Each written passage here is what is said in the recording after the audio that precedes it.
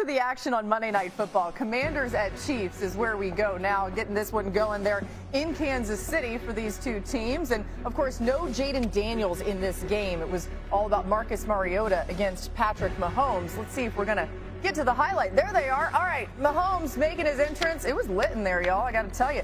8:29 in the second quarter, scoreless. Chiefs first and 10 in their own 47. Mahomes finds Kelsey the 31-yard gain. All day to throw. Credit this Chiefs offensive line. And then we see again some of creativity when it comes to the motion pre-snap, specifically down in that low red zone area from this offense. Commanders were hanging around. The Chiefs did take the 7-0 lead there. A minute about left in the second quarter. Marcus Mariota floating that one up in the end zone. Terry McLaurin makes the catch. It's initially ruled out of bounds, but what a job by Terry McLaurin to do that. You see Jaden Daniels fired up. It's tied 7-7 at the half.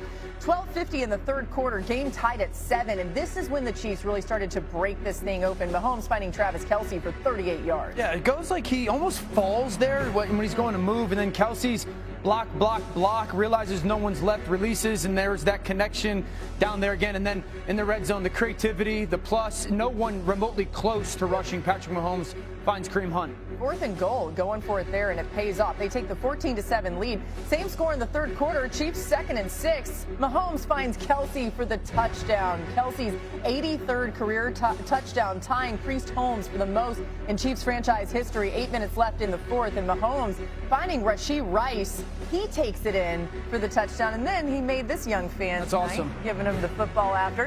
Here's Andy Reid after another big win for the Chiefs. They're rolling. How about those Chiefs? All right. Hey, listen, great job. Better second half than first half. Yep. Right? You put it together, put it down. It's 53% of the time teams are losing this game, so you're playing against the odds. Did a nice job there. I mean, I know the record's not as good, but it's a lot more fun just when everybody's kind of going out there and making stuff happen. But I think we're getting better and better. You know, we lost some tough games early that we had won in previous years, but it's not like anyone hung their head. They just continue to get better and better, and that's all we have to do. It's been fun to be here at Arrowhead doing it, and now we'll get to take it on the road and see if we can do it again. All right, so it's interesting because one of the things that Patrick Mahomes had said to us prior to the game is they have this mentality on the offense, everybody eats. And really, they enjoy each other as a receiver room, so they actually celebrate each other's success. What has stood out to you most about Mahomes in this offense? The plus plays. You know, it's the unscripted, the inexplainable. The Patrick Mahomes is doing things that really only he can do. Here's my thing. We didn't really see that last year, you know? And so then it went to this offense that was catch and throw, quick game.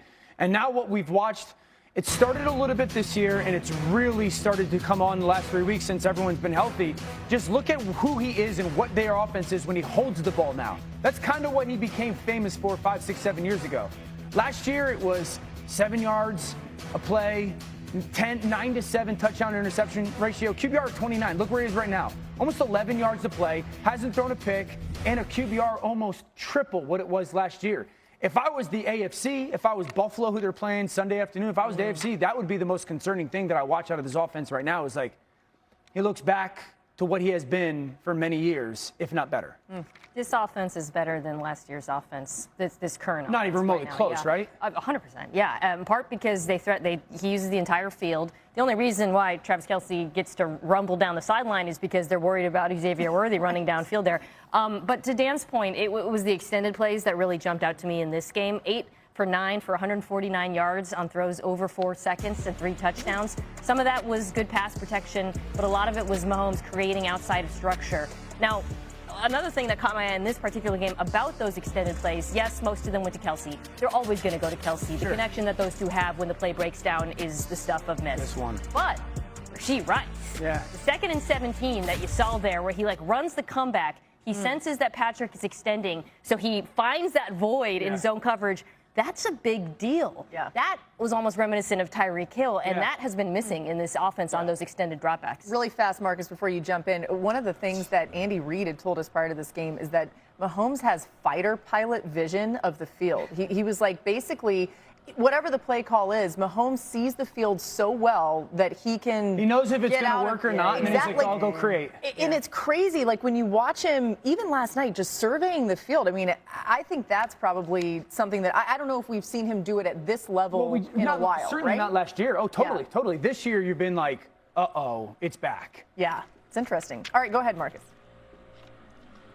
I mean, y'all hit the points, the ball distribution, and no matter what the play is calling for, his ability to improv. But I also want to give, obviously we've seen this with Travis Kelce for a number of years, the understanding of where to improv to. That Kareem Hunt touchdown, Kareem felt that and found space for Patrick Mahomes. And while he's extending plays, the timing and the rhythm that he's playing with, when the plays are there and how they're structured. I think a lot of this, though, boils down to the fact that he is who we think he is. And for as many times that we have conversations about, what's going on with the Chiefs, and do they need to do this differently? Do they need to do that differently? It was all a matter of them getting healthy. And now Patrick Mahomes, to me, has always been one of those guys that when you get in heavy game time situations, you come out of the half, you don't expect to be there with the Washington Commanders. You don't expect the score to be there. It was like, all right, let me open up everything that I have at my disposal to go down and make plays for my team, but also get other guys involved. I think the rapport that he has with his pass catchers when he's improving is something that has taken them not only to win Super Bowls, but it's why we always see them in the AFC Championship. And the freedom and the ability that it gives these guys to know that he's going to find them if they're open. Speaking of that fighter pilot vision you're talking about, Boogie. Yeah, I mean, and listen, we're not even talking about the defense yet, which we'll talk about this week on NFL Live. But that Chiefs defense looks pretty darn good, too. Good news for the Commanders, by the way. Dan Quinn's head quarterback Jaden Daniels had a good rehab session. Expects him to practice tomorrow. He was itching to get out there even yesterday. And credit to Marcus Mariota. Play on Thursday after being sidelined 4 weeks with a hamstring injury. You see him out there at practice today. He was full go and spoke to the media just moments ago. It was very challenging, man. When I found out I had a hammy injury, and when I was told by the training staff how long I was going to be out and stuff like that, we got to do whatever we can, fast as we could to get back out there, and it's here. Took a little time, but we're here. Coach pretty much touched on that, talking about that with us in the team meeting. Each and every game going to be like a win-or-go-home game, We started off, first season ever starting off like this slow, so we're going to have to just do or die right now, each and every week. All right, welcome you to the show. We got Mina Kimes, Dan Orlovsky here, Marcus Spears joining us as well. Mina, let's start with this week. They play on Thursday. What do you want to see from Lamar Jackson in his return? Well, I'd like to see dominance because they're going against Miami. I feel like they can attack that defense in a number of ways. But compared to what we saw earlier in the season before he got hurt, I think the number one you want to see is him taking fewer sacks. That was the biggest issue with the passing attack early on. His pressure to sack ratio, 33%, second highest in football. And that's not normal for Lamar Jackson, as of course you know. He doesn't take a lot of sacks. Last year, he had the fourth lowest pressure sack ratio in football. Some of that had to do with pass protection, but I would argue, Dan, much more of it had to do with the lack of pass catchers at his disposal, or the sort of inconsistency that they had that sort of kept it from looking like the passing offense last year. But Jackson himself also has to pull the trigger faster because that was an issue early in the season. Yeah, I totally agree. This football team and really this offense is probably the biggest unknown in the NFL right now. We haven't seen this version of the Ravens that we're going to watch on Thursday night. We haven't seen Lamar have the lineup of Ronnie Stanley and Mark Andrews and Patrick Ricard and DeAndre Hopkins all on the field together. So while they had this terribly slow start, we just haven't watched this group get on the field this year. And all of us had this expectation that this was a Super Bowl winning team. And the addition of a player like Keaton Mitchell and more touches for him, I know that the chips are stacked against them.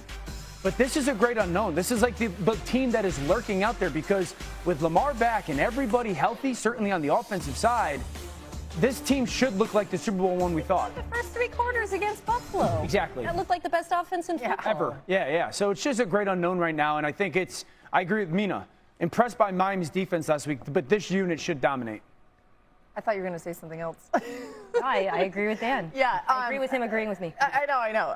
Patrick Ricard coming back, too. I mean, that's so huge. He's a huge part of their offense. Big piece of what they want to do. All right, now, just speaking to their chances going forward, after a win over Chicago, the Ravens now sit at 2-5 on the season, but just 2 games back of the Steelers for the division lead.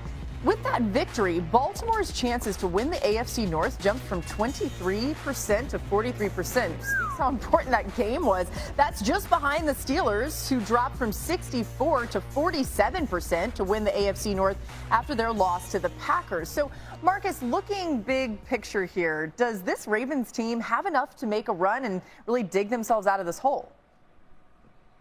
I do, Boogie, and it's based on what Mina and Dan just talked about as well, getting healthier and having your full boat on the football field. Obviously, the defense has been very disappointing, but also you got a couple guys back on that side. You saw Kyle Hamilton play in some different spots. Roquan Smith being back in the lineup as well. I think this team is going to be poised. And look, I don't know how healthy Lamar Jackson hamstring is, because that to me is going to be a big deal as he goes. Hopefully he can fully heal while he plays football.